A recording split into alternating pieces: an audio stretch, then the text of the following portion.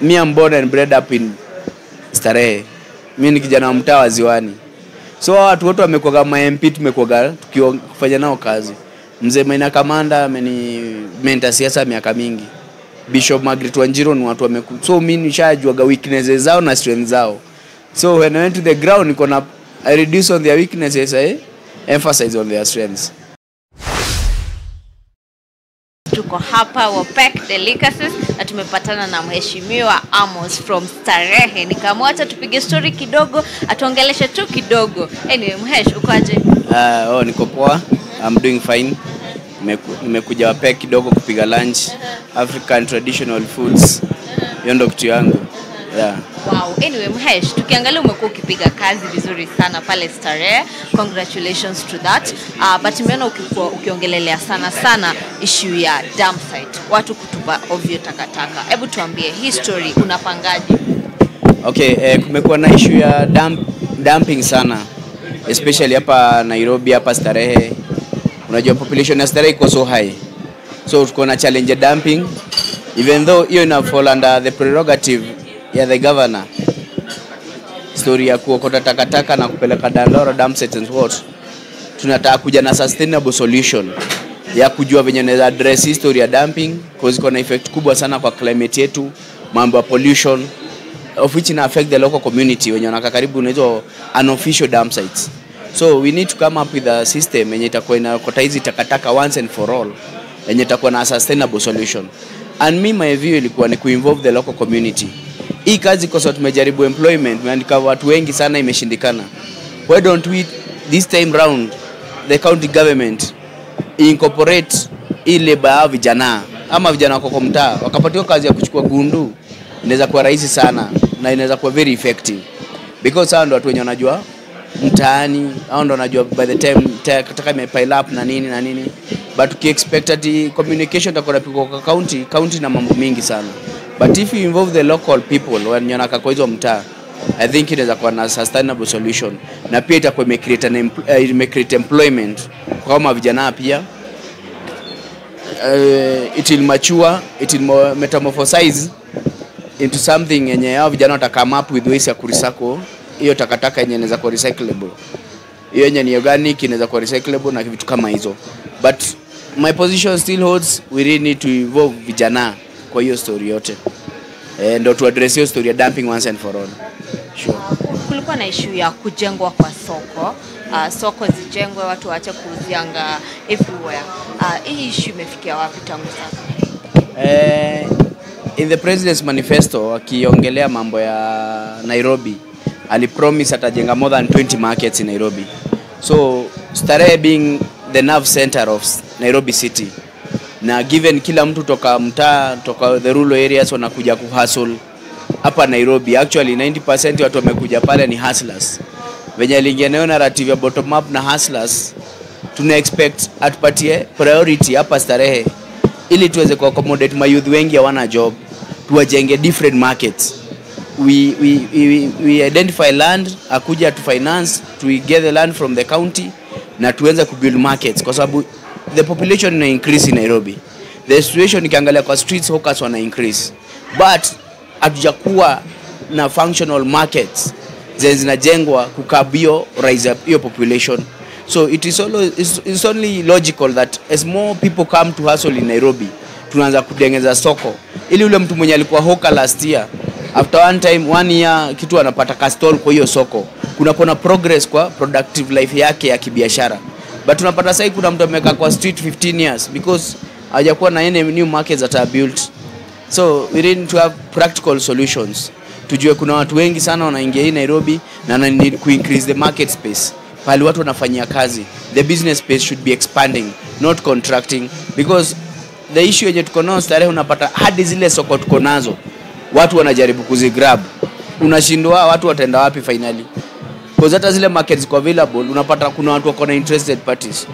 Kuna zingine pia unapata kwa county tunajaribu kusema soko zikuwe gazetted in an open way that watu wajue this is a marketplace that will curb and grabbing yenye iko Nairobi. So those are hizo ndo yale mambo yenye nataka kufollow up na kufuatilia kwa speed. Tumekuwa na challenges, watu wanafikiria mambo ya kuchange leadership ya masoko. That is not a priority as of now. Priority ni kusekua hizo soko kwanza, because watu wataanza migogoro ya kufaitia sijui venye watapanga hawkers in town. That is not a priority. Kitu yenye nataka kujua kwanza ni venye tunaweza panga permanence ya watu. How are we going to solve their problem in the long run? Because ukitaleta solution moja after 1 year upate iko out of place. Maybe umesema utapatia hawkers a street wafanye kazi, but after 1 year utapata everyone has come to Nairobi is a hawker now. Then what do? They are no atuongezi barabara, si ndio? So basically I think tukiaddress hiyo issue ya markets vizuri, they'll accommodate so many people. Okay, is it a discussion ishaanzishwa ama bado? It was a campaign promise, but you know, as parliament, our work ni ku oversight na ku make sure tuna follow through ile manifesto president aliingia nayo. Tunamsisitiza lazima perform on what he promised the people, because you make the people pregnant with hope. You make the people pregnant with hope, you have to perform. You have to give them what you promise them, because that's all about the campaign period, ni kuambia tu your manifesto.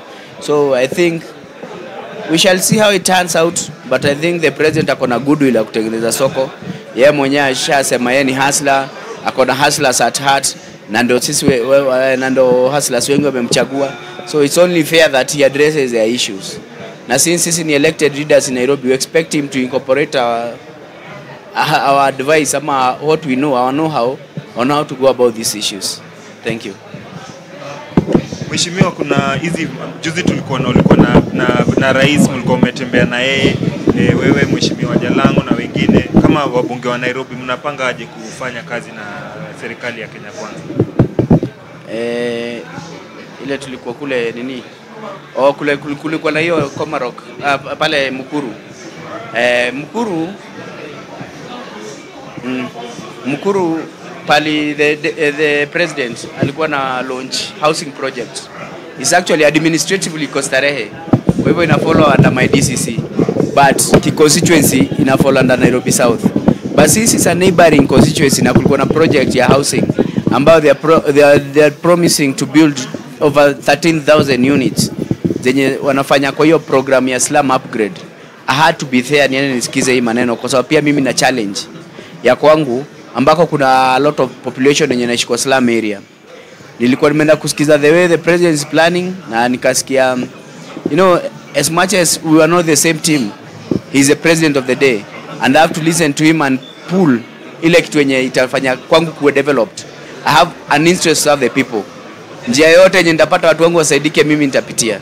So lazima ningeenda pale nisikize hiyo mpango yake, kwa sababu tumekuwa na issue kubwa sana ya hii mambo ya slum upgrade.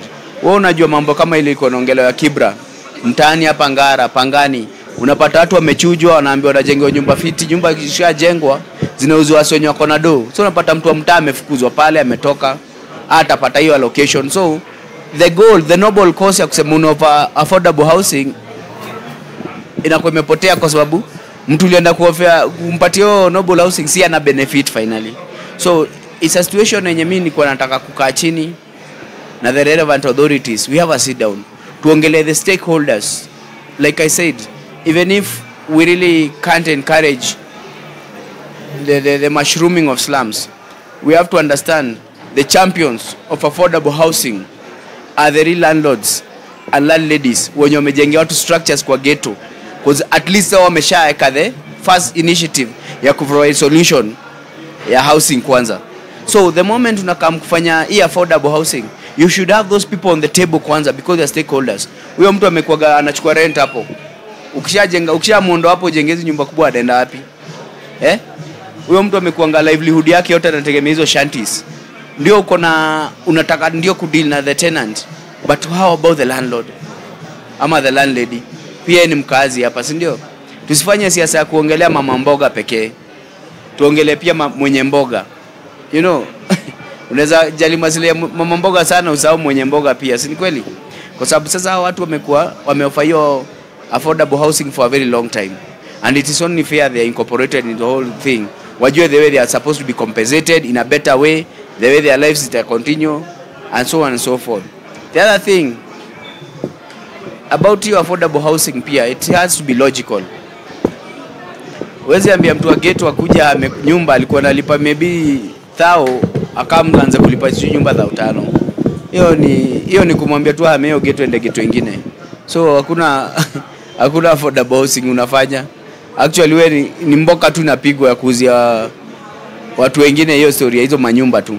Ni kuevacuate wase ukamweke project zako. So it's something that needs to be thought through.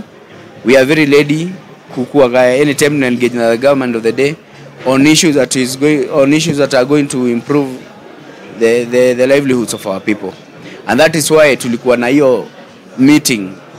Anything yenye natacho na mwananchi tutakuwa na, we are ready to work with the government of the day kama ni kitu ina interest watu wetu.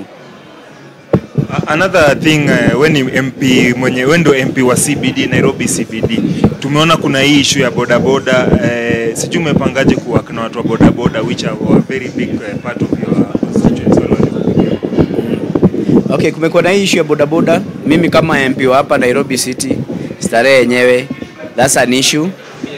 But it is time now we come to the realization that the boda boda sector has become a very major driver of the economy of Nairobi. With these traffic jams, hizi biashara zote zimeingia the online business, kila mtu anategemea deliveries. Na ni watu wa boda ndo tunategemea.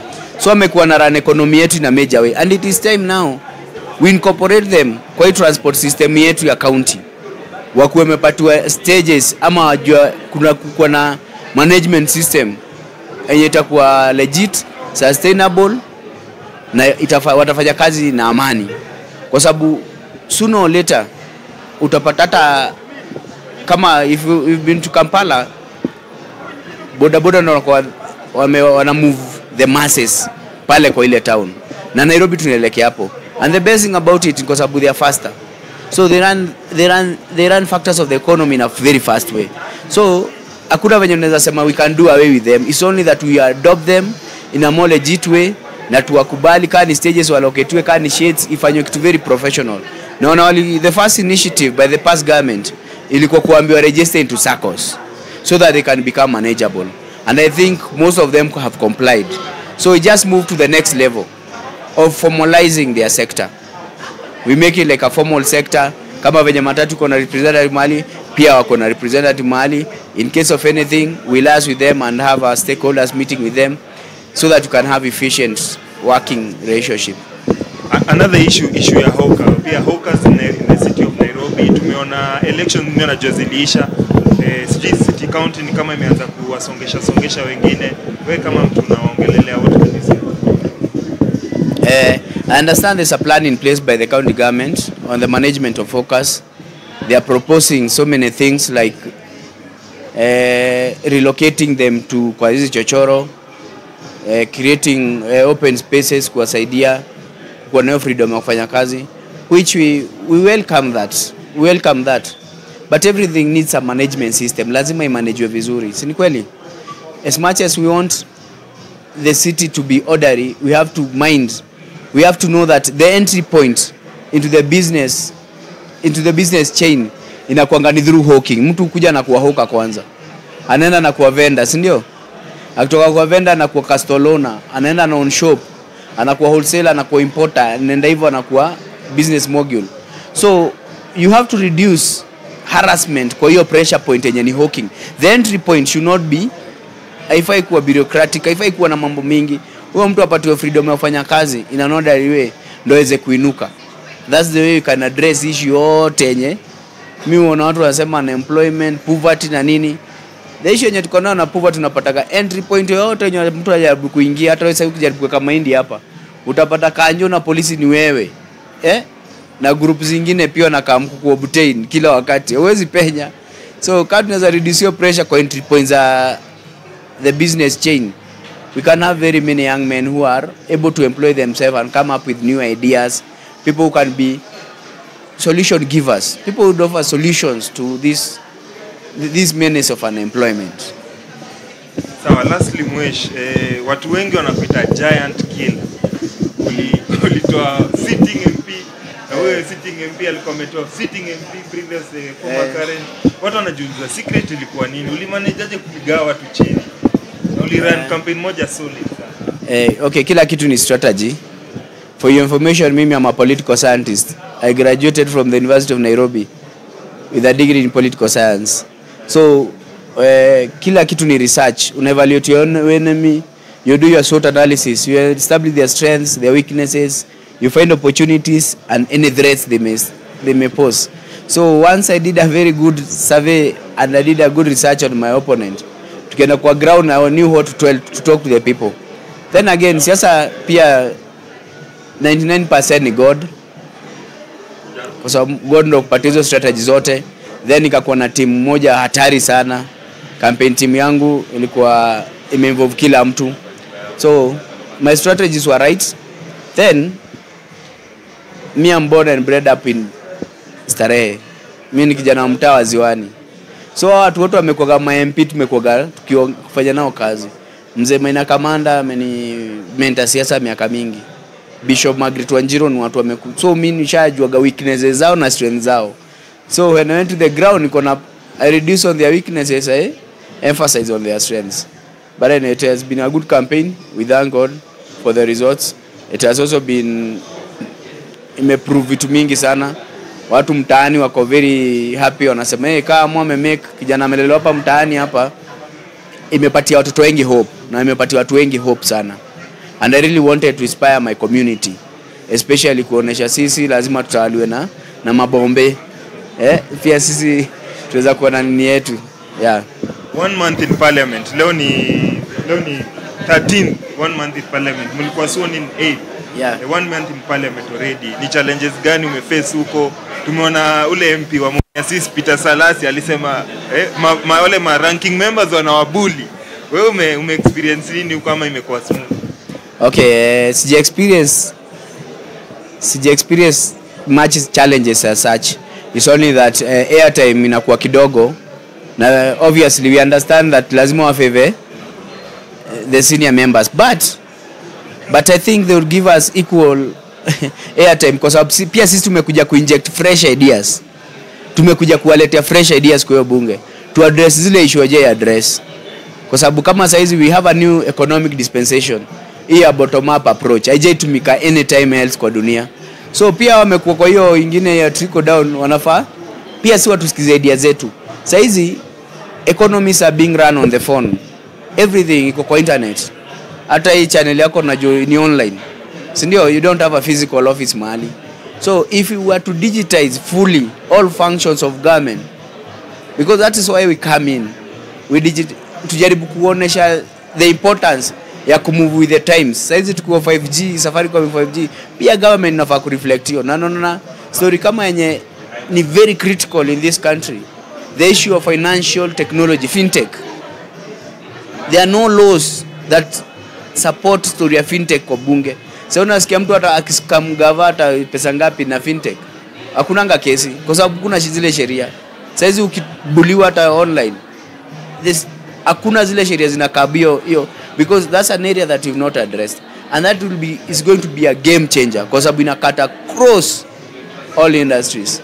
Kama sasa hapa tuko na if ndio if kabla tukano physically na mtu hata ajai tukano, lakini online anatukano kila siku, lakini unafanya nini? Nothing.